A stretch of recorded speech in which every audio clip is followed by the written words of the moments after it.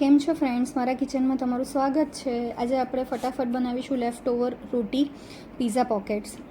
તમે જોઈ શકો છો કે ઘણી બધી રોટલી બચી ગઈ હતી, તો ચાલો બનાવવાનું શરૂ કરીએ. એના માટે વેજીટેબલ્સનું લિસ્ટ જોઈ લઈએ. મેં અહીંયા કેપ્સિકમ લીધા છે, વટાણા લીધા છે, બાફેલી મકાઈ લીધી છે અને ગાજર લીધા છે. તમે તમારી મનપસંદ કોઈપણ સબ્જી જે ઘરમાં અવેલેબલ હોય એ યુઝ કરી શકો. તો ચાલો એને આપણે ચોપરમાં ટ્રાન્સફર કરીએ. આ ઇલેક્ટ્રિક ચોપર છે, એમાં બધી જ વેજીટેબલ્સ ટ્રાન્સફર કરી દઈશું. એની પહેલાં પનીર ક્યુબ્સ લીધા છે. આ હોમમેડ પનીર છે.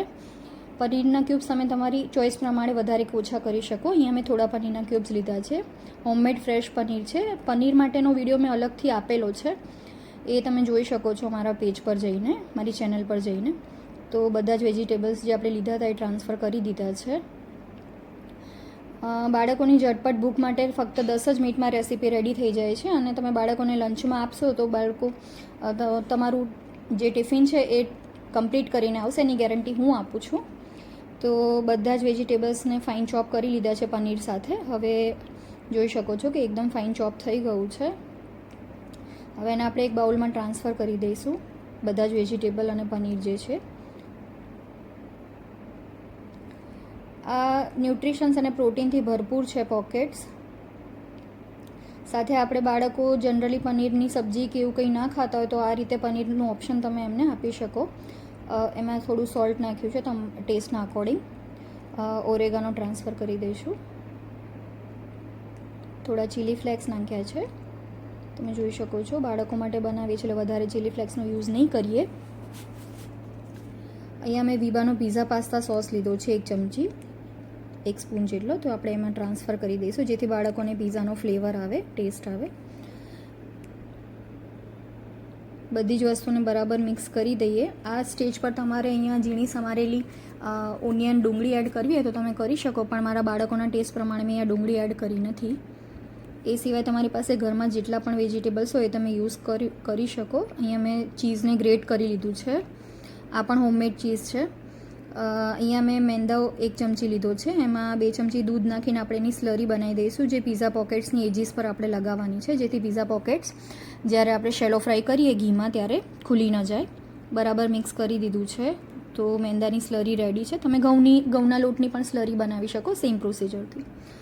તો રોટલી લઈ લીધી છે. એમાં આપણે જે વેજીટેબલ્સ અને પનીરનું ચોપ કરેલું હતું એ આપણે એડ કરી દઈશું. મિડલમાં એડ કરવાનું છે. એની પર આપણે ગ્રેટેડ ચીઝ નાખી દઈશું. ચીઝ તમારી ચોઈસ પ્રમાણે વધારે કે ઓછું કરી શકો. હવે એની બંને એજીસને સીલ કરી દઈશું, જે આપણે મેંદાની સ્લરી બનાવી હતી એનાથી, જેથી એ ખુલી ન જાય. બંને સાઈડ, બધી જ સાઈડ એની આપણે સીલ કરી દીધી છે. અને એને પ્રોપર તો આપણું પીઝા પોકેટ રેડી છે. હવે એને શેલો ફ્રાય કરી લઈશું ઘીમાં. તમે ઘીની જગ્યાએ ઓઇલ કે બટરનો પણ યુઝ કરી શકો તમારી ચોઈસ પ્રમાણે. ગેસની ફ્લેમ ઓન કરી દીધી છે. સ્લો ટુ મીડિયમ ફ્લેમ પર આપણે એને શેલો ફ્રાય કરવાના છે. એવી રીતના બીજા રોટલી પોકેટ્સ પણ આપણે રેડી કરી દઈશું. અગેન અહીંયા તમારે કેટલું વેજીટેબલ્સ યુઝ કરવા છે, તમારે ચીઝ વધારે યુઝ કરવું હોય તો તમે તમારી ચોઈસના અકોર્ડિંગ, તમારી બાળકોની ચોઈસના અકોર્ડિંગ તમે ઓછું કે વધતું કરી શકો. અગેન આપણે સ્લરી એમાં એડ કરી દઈશું એજીસ પર અને પોકેટને સીલ કરી દઈશું. આ ખૂબ જ ન્યુટ્રિશન્સ અને હેલ્ધી છે.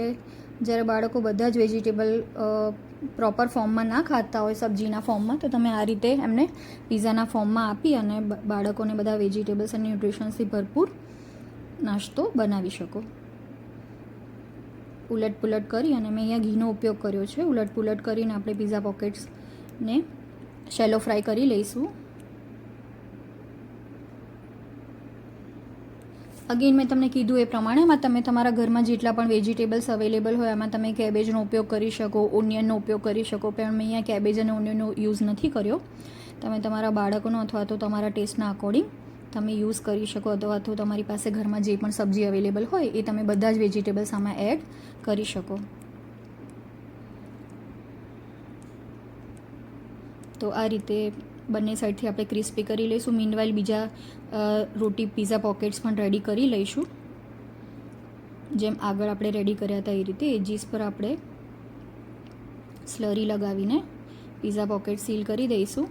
તો રેડી છે આપણા પીઝા પોકેટ્સ, અને એ પણ ન્યુટ્રિશન્સથી વેજીટેબલ્સ અને ન્યુટ્રિશન્સથી. પનીરમાં ફૂલ પ્રોટીન હોય છે, તો તમે પ્રોટીન ન્યુટ્રિશન્સથી ભરપૂર બાળકોને નાસ્તો ગરમ ગરમ આપી શકો. લંચ બોક્સ માટે આ પરફેક્ટ રેસીપી છે. મારા બાળકોને લંચ બોક્સમાં આ રેસીપી ખૂબ જ ભાવે છે, તો મારા બાળકો મને વારંવાર આ રેસીપી રિપીટ કરાવે છે. તો તમે પણ ટ્રાય કરજો અને તમારા પીઝા પોકેટ્સ કેવા બન્યા એ મને જણાવજો. અહીંયા તમને કટ કરીને બતાવું છું. બન્યા છે ને એકદમ ડિલિશિયસ અને જોતાં જ મોઢામાં પાણી આવી જાય એવા. તો તમે પણ ટ્રાય કરો અને મને તમારી કમેન્ટ્સ જણાવો કે તમારા પીઝા પોકેટ્સ કેવા બન્યા. ફટાફટ લંચ બોક્સમાં હું રેડી કરી દઉં છું પીઝા પોકેટ્સ. તો જો તમને મારી રેસીપી ગમી તો તમારા ફ્રેન્ડ્સ ફેમિલી સાથે શેર કરજો અને મારા વિડીયોને લાઇક સબસ્ક્રાઈબ કરજો. આવી જ નવી રેસીપી સાથે મળીશું. આવજો.